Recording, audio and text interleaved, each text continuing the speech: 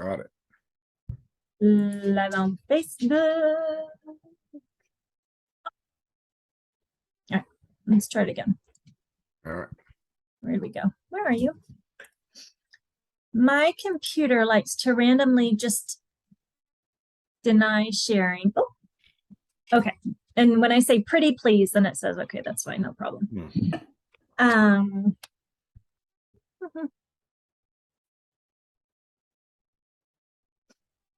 What are we going to talk about today? How about gardening? Let's talk about gardening. That sounds great. I can do that. I can definitely do that. What's my page? Okay. Are we live streaming? Oh, it's live stream. That's okay. You look fine, Doug. You got the spinach out of your teeth. You're good. You're totally fine. Yeah. Yeah. The beard's looking good. I know. All right. All right. Hello. Oh, how about we can look at both of us today. Wouldn't that be fun? All right. Hello, everybody. Facebook land. Good to see you guys. Well, I'm not really, but you know what I mean. We're here. It's Ask a PT. Doug was wondering if we could turn it to Ask a Gardener today instead of Ask a PT. So any of your gardening questions, just plop them in the chat. Y'all know how that goes. We should have Ask the Chicken Day too, Doug. We should do that coming up. That's every day. Every day is ask the chicken question day. Oh man. Okay. So thank you for being here, Doug. Do you get days off? Columbus Day? Is it your day off? I don't know what a day off is. I've heard about them before. Yeah. People have them. I hear. I'll look into it. Yeah. Let me know what you find, please. Let me know. Sure. So we're here. Ask a PT / gardener / chicken. To chat about some wonderful things for our Duchenne community. And Doug here, besides being an aficionado in many subjects, he is the biggest in physical therapy for the Duchenne individual with Duchenne. So we are happy and pleased that he is here today with us. Thank you, Doug. You're welcome. Doug has done PT in daycare, school setting, home setting, the clinic, not an airplane, but yes, overseas and in different countries. So we are covered. We are good. Today, Douglas, I am the guest. So we are at the position in my family where my son has outgrown his large stroller. And we'll be getting out more. And so we are, it is suggested to us that we start looking for some sort of a wheelchair, for multiple reasons. But it's really interesting because I'm getting some quite conflicting input. And I'd love to hear where you stand with this. So our physician our specialist wants us to get a manual chair and then retrofit it with the power thing on the wheel. What's that called? Yeah. There's a couple of different names for it. There's like a smart drive or power assist wheels. There's different versions, but basically it turns a manual chair into sort of a power chair. Mm-hmm. So it was the power assist.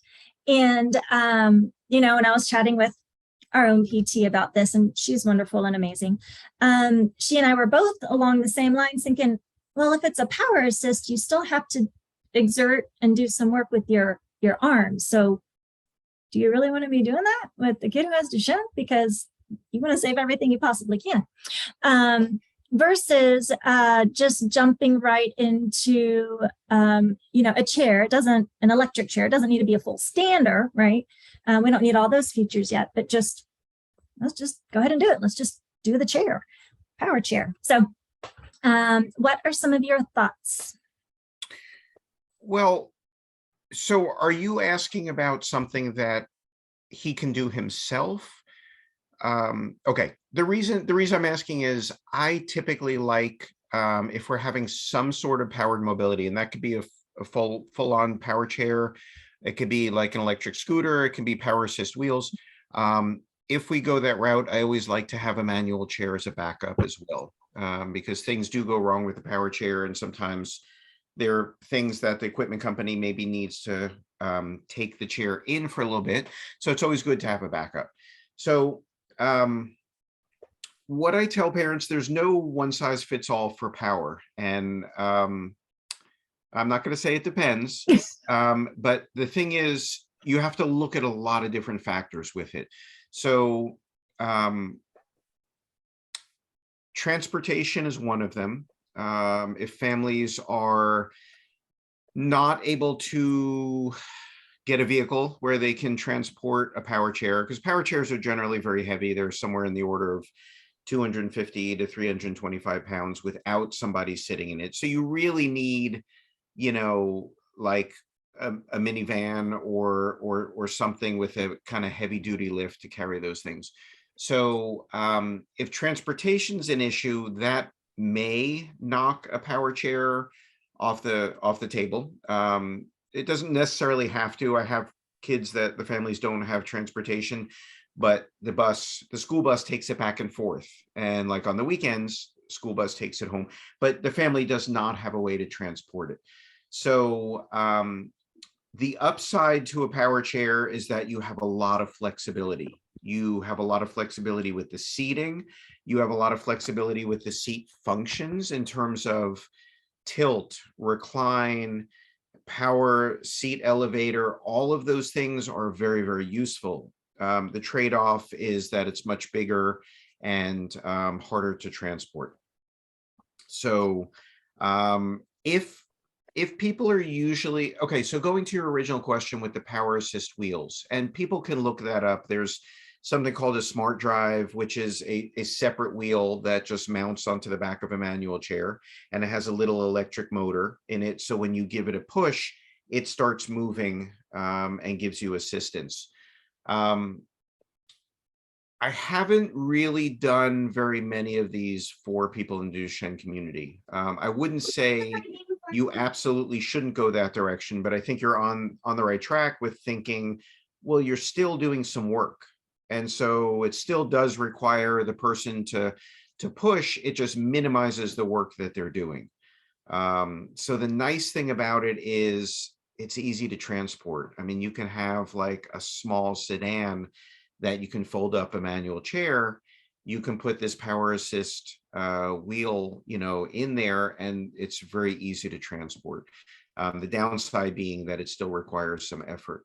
There's also something called power assist wheels where like with the manual chair, with the two big wheels that go on there, there's a little electric motor that's in each wheel. It basically does similar things to the smart drive. When you give it a push, it amplifies that push. So the upsides and downsides with that are kind of the same thing. It's easy to transport, but the downside is that they're still doing some work.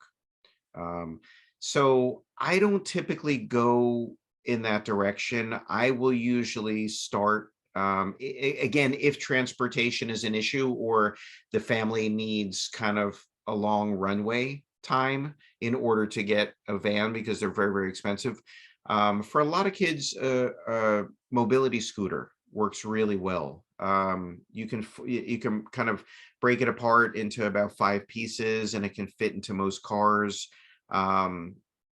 They're able to get to where they go. It really minimizes the work. It's harder if kids start having some upper extremity weakness.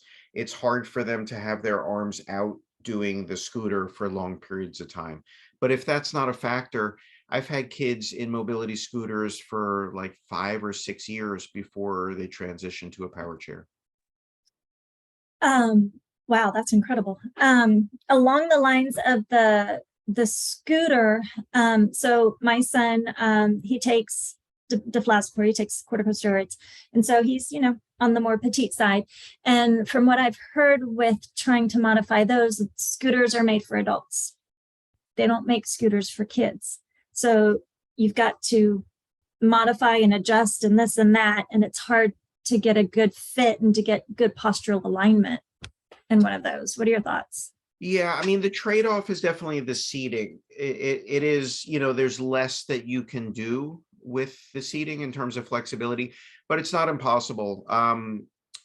You can modify those things. They do come in a little bit smaller sizes these days, and there are other companies other than like the big mobility scooter companies that just make, you know, maybe 2 different sizes. There are families that have gotten things online that they're more kid-sized, but in all of them, seating is an issue in terms of, you know, if there's been a lot of growth or things like that. But there are a lot of easy things that you can do with the scooters to adjust for fitting. You can put like foam blocks, you know, especially if the guys are smaller in height, you could put foam blocks so that their feet are touching. Sometimes you can just, actually, I've had families that kind of used a like metal saw and cut the seat post down so it was lower down. So there are some things that you can do, but you don't have the function usually of tilt and adding lateral support and things like that. So if the person needs a lot more seating issues, then sometimes like a power wheelchair is the better way to go. Awesome. Okay. I do have one more option that a very good friend of mine brought to my attention, and I shall share the screen here so we can discuss it. You seen this before, Doug? Who took that picture? I'm just going to call him a mountain man and leave it at that. This was amazing. So I actually, I took this picture. This was when I was in Prague. I was in a coffee shop and I saw this lady leave, and actually like I just ran out of the coffee shop and like ran after her and hunted her down. And I asked her if she spoke English, and I said, you know, I'm a PT, you got to tell me about this. So I actually have, since I've been back, I have not looked to see if there's something like this in the US, but this was amazing. There are a couple of companies in Europe that do this, and what they've essentially done is take like the front part of an electric scooter with the power part and the wheels and the turning and all of that, and they've been able to retrofit it so I can't, so kind of just above where her shoes are, that's like where it mounts onto the chair. And she showed me, like, you just pull a pin and that whole thing pulls off, and you pull the pin and it installs back on.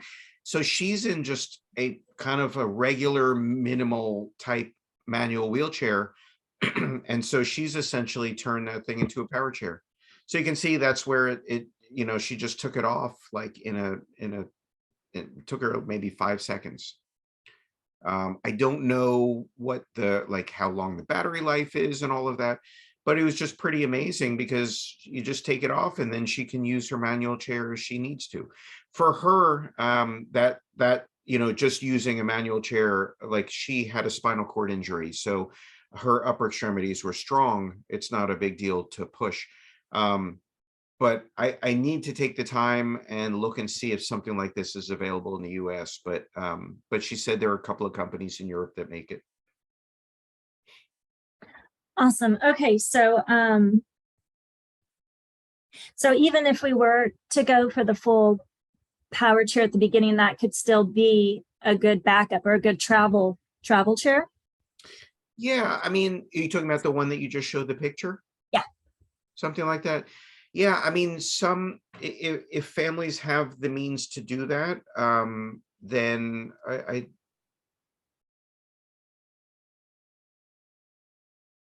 you know, a lot of, I wouldn't say a lot, but a number of families have done that, where if You're cutting out, Doug.